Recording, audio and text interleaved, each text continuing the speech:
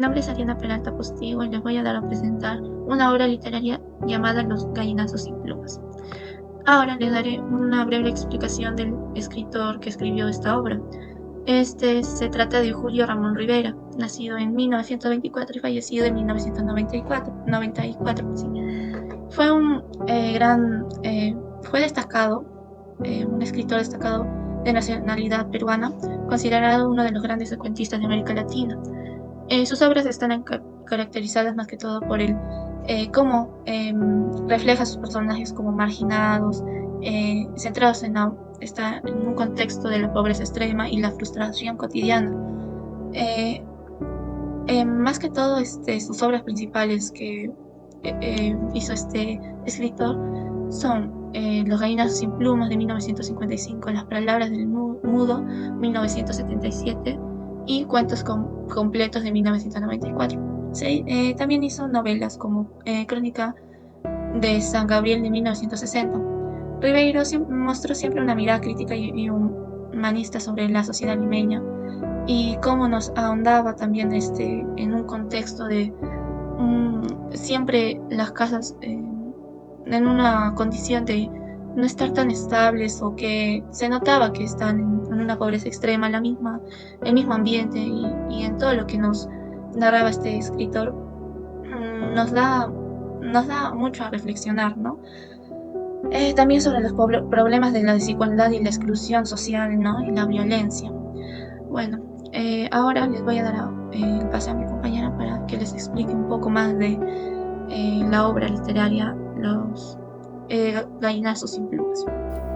Mi nombre es Sharon Carelli Laguna Mesco. Yo les voy a hablar sobre el contexto de la obra. El contexto de Los gallinazos sin pluma se da en una Lima que recién empezaba a crecer de manera desordenada y con mucha gente que migraba del campo a la ciudad, pero chocaba con una pobreza que se vivía viviendo en Lima. En este cuento nos da los niños sobrevivían entre los basurales y eran invisibles para la sociedad. Ribeiro escribe esta obra mirando la realidad dura y poniendo en voz a esos pequeños olvidados, mostrando cómo vivían sin un cuidado ni cariño, cómo la ciudad podía ser un lugar tan cruel para quienes no tenían nada. En este contexto nos pone que los niños iban a buscar comida en los basurales y a pelear con los gallinazos. Quien los mandaba su tío, ¿no? Los gallinazos sin pluma no solo muestra miseria, sino también la resistencia de los niños que, a pesar de ser explotados, siguen luchando por sobrevivir, y eso nos da un lado profundamente humano a la historia, porque nos recuerda que detrás de la pobreza hay personas con sueños y dignidad, aunque la sociedad no los mire. Nos hace un llamado a la resiliencia, a la perseverancia, a salir adelante, y el claro ejemplo son estos niños que, a pesar de lo que podía pasarles, seguían juntos y seguían viendo la manera de salir adelante. Para ello les vamos a dar un análisis desde un punto psicológico. Podríamos decir que Los gallinazos sin pluma refleja una realidad que, aunque persiste en el Perú, la pobreza infantil, la exclusión social y la violencia familiar, así como en el cuento se narra, son obligados a vivir en condiciones de miseria. Hoy miles de menores se enfrentan a esas carencias materiales, emocionales que limitan su desarrollo. Desde un punto psicológico, la falta de protección y maltrato generan una baja autoestima, sentimientos de humillación y traumas que marcan la identidad de los niños. Si bien es cierto, Julio Ramón Ribeiro escribió este libro en 1955, pero podemos ver que hasta ahora podemos seguir evidenciando lo que es maltrato infantil y el abuso laboral en los niños, porque podemos ver que hay niños pidiendo limosnas, trabajando en la calle, que no son cuidados como deberían ser cuidados. Por mi parte, eso es todo. Les paso a mi siguiente compañera. Previo saludo, soy Nicole Checaya y les voy a hablar de los temas principales. Primero tenemos a la pobreza y la marginalidad. Por otro lado vamos a tener la explotación infantil, la violencia familiar y la ciudad, ¿no?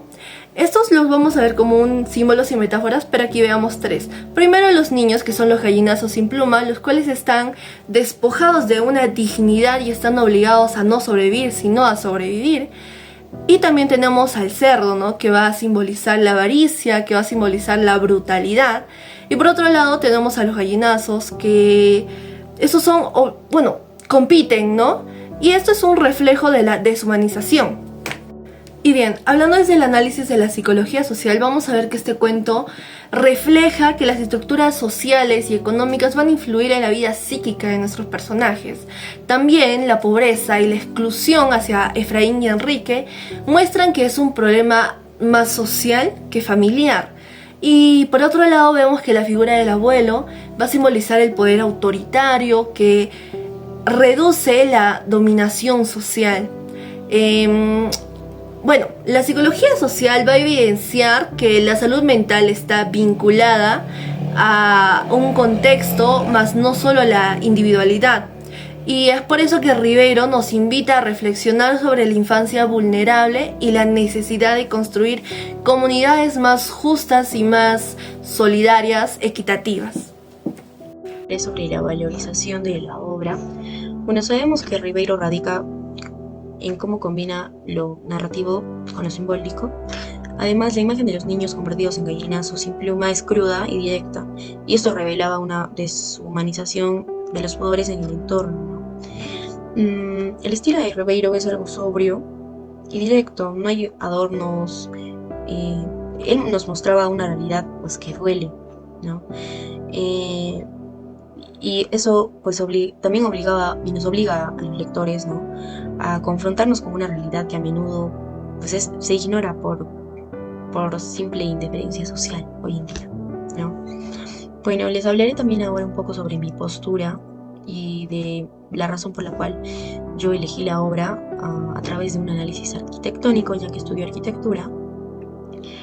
Pues ya yo elegí Gallinazo sin pluma con mis compañeras, pues sobre todo, mira, estoy en una ciudad, pues en Lima, que esto no solo, Lima no solo funciona como un telón de fondo para la historia de Efraín y Enrique, ¿no?, sino pues el cuento está en una ciudad que refleja mucho la desigualdad y el racismo. Y el Modular, ese basurero donde viven los niños, no es solo un lugar físico, ¿no?, es un espacio que simboliza la exclusión y la falta de dignidad que sufren los pobres. También pues Ribeiro nos obliga a ver cómo la planificación urbana y el diseño de los espacios pueden perpetuar la miseria, ¿no? Y la arquitectura en este caso es una herramienta para denunciar una realidad social muy dolorosa.